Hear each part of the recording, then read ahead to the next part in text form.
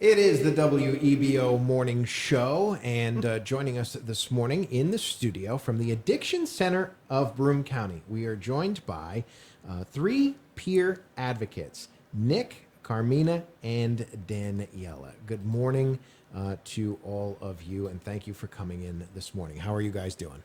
Doing good. Thanks for having us. Happy to have you in here. Always happy to visit with our friends from the Addiction Center of Broome County.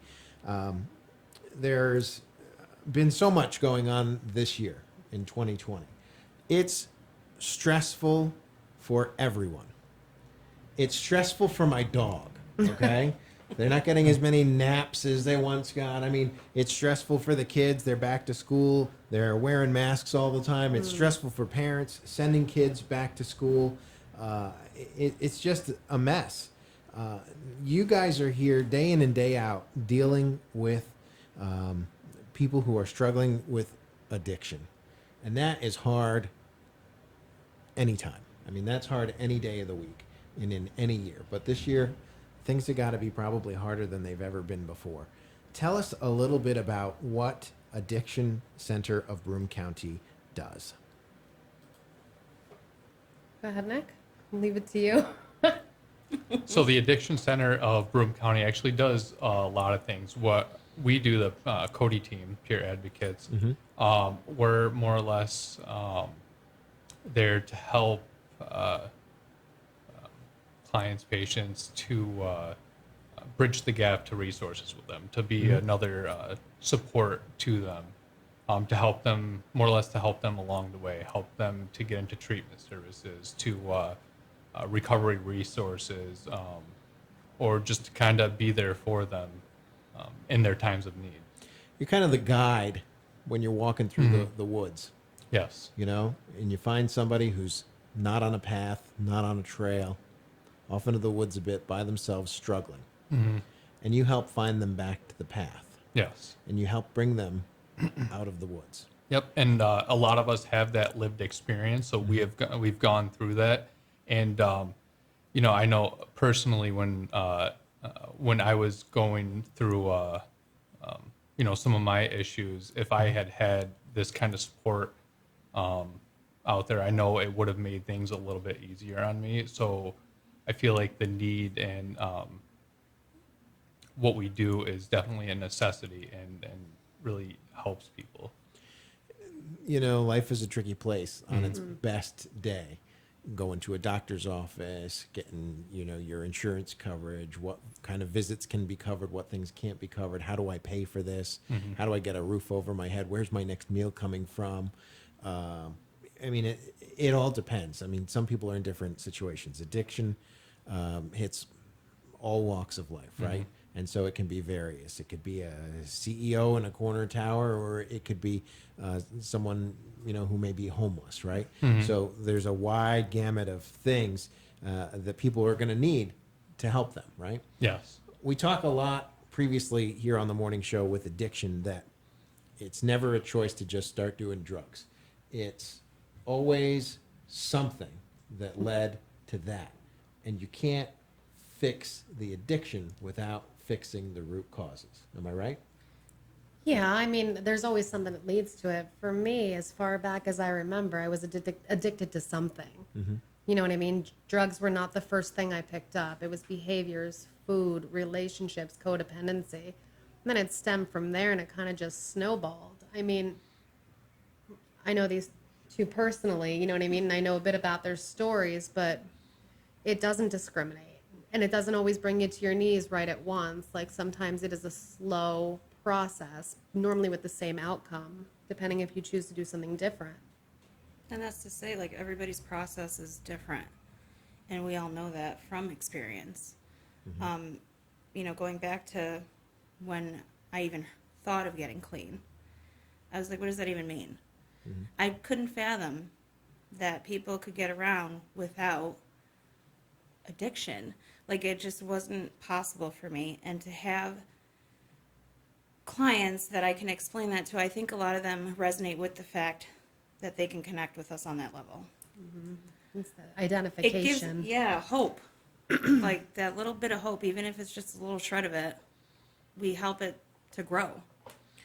It's kind of like, I guess I'm going with my forestry analogies today, but it's the not being able to see the forest through the trees kind of a situation where Yeah. you're just so deep into that situation that you just can't see the world around you. You just can't see what's going on, and you can't necessarily see your way out of it. And that's where the Addiction Center of Broome County reaches out, quite literally with the hand, to pull you from wherever you are and help see what you're going through and see what your most immediate need is, even if you can't identify it yourself, and start making a list of the things that need to happen first, second, third, fourth, fifth, all the way down the line, and help you check those boxes off to get you safe and clean and healthy and all of those important things, right? Yeah. Yeah. So the Addiction Center of Broome County, you guys, of course, Broome County indicates that you serve Broome County, but it's actually quite more than that. Tell me about the areas that you guys do serve. Well, I am one of the 2 peers in Chenango County, so that goes everywhere from Green all the way down through Bainbridge. That's the way we say it, and all around the surrounding outlying areas. And not only just addiction, right? Like you have so many barriers: transportation, housing, things along that line. I mean, many of us work with clients that's not on their radar quite yet to get clean. You know what I mean? So for us, harm reduction is quite a thing.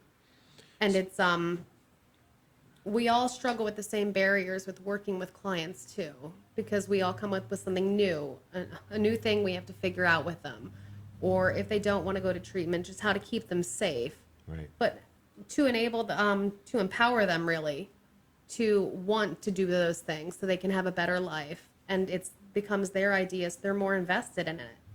Right. One of the biggest things I tell my clients, and I always stress it, is like, even if I don't have an answer for you, you're not navigating it alone, and we'll figure it out together. Yeah. It can be a scary process, but, or rather a scary place to be, but the process, you guys, you know, are very helpful in getting people to where they need to be. There's lots of programs and resources out there, and you guys are assets in the community to know what those programs are and what those resources are and how to navigate to get those things in short order so you can get people exactly what they need when other people don't even know that maybe that those things are available or that they even need that, right? And we've learned from experience from our own, like we didn't know how to navigate certain things until we went through it. And some of us have been able to have people help navigate us through it, but others had to bump our heads in order to figure it out. So like if we can alleviate that pressure for somebody trying to get clean or to stay clean, to know like it's okay, like we've had to do it before and experience has been our best teacher. Right. Now, we started off by saying how 2020 has been a tough year. Right. I know that the Addiction Center of Broome County has 2 locations, one in Endicott, one in Binghamton. You're serving Broome, Tioga, Tompkins, Chenango counties, this whole area here. We talked about transportation a little bit, but there's this global pandemic blanketing everything any of us do these days, and social distancing and all of that stuff. So how are you guys dealing with that? You know, I'm going to ask a dumb question that I think we all are going to know the answer to, but are you still open and helping people even though there's a pandemic going on, and how are you doing that? We haven't stopped. We I mean, haven't at all. I since it think we've started? done a great job at like adapting to the situation. We didn't know what we were doing when we went into this either. I think it's a little bit better now, but back, March, April, when we were, working from home, we were still staying active with clients through the telephone. It's kind of hard because one of the main things that you hear is like, don't isolate. And then we go from, no, you need to isolate. Right.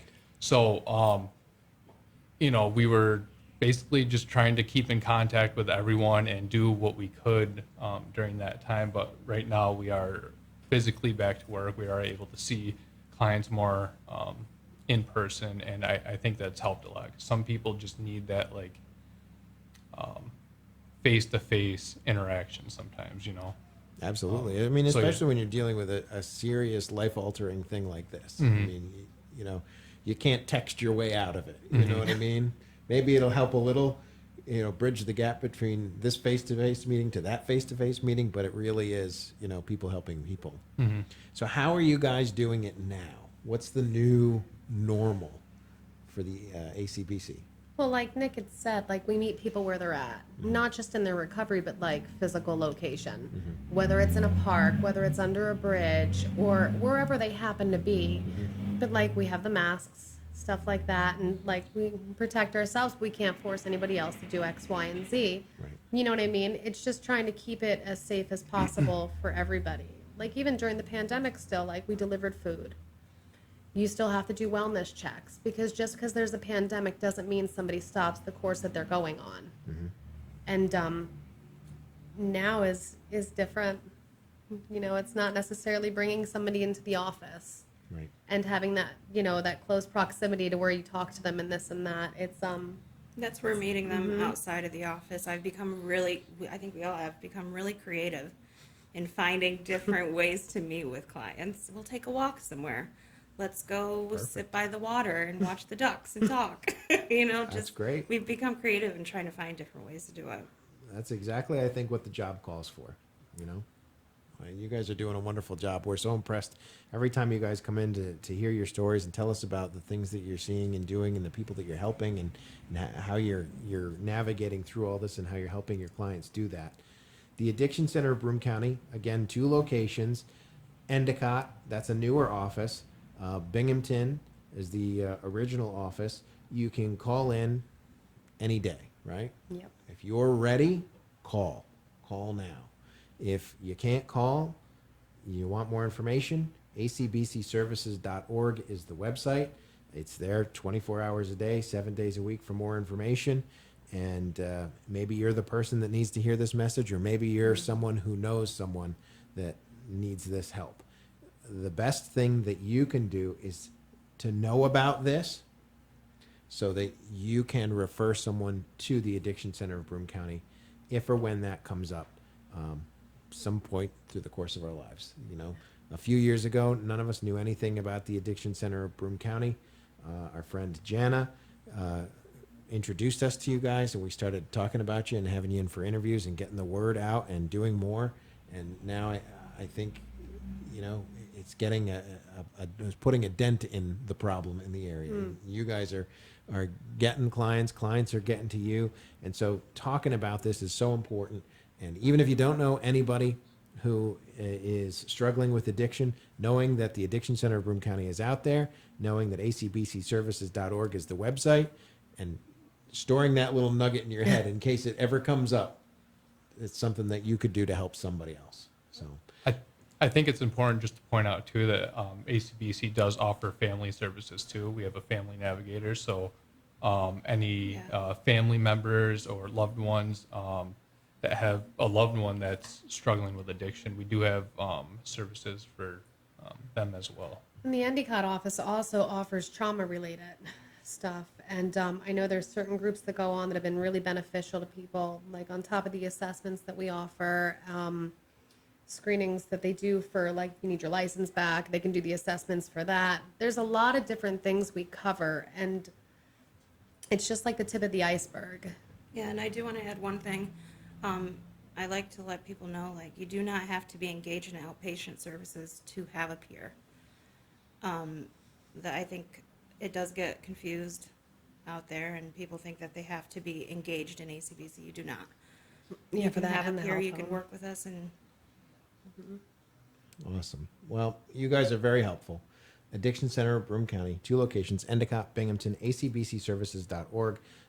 Nick, Carmina, and Daniela are just 3 of multiple peer advocates that work throughout Broome, Tioga, Tompkins, Chenango counties to help people who are struggling with addiction. acbcservices.org. Don't ever forget it.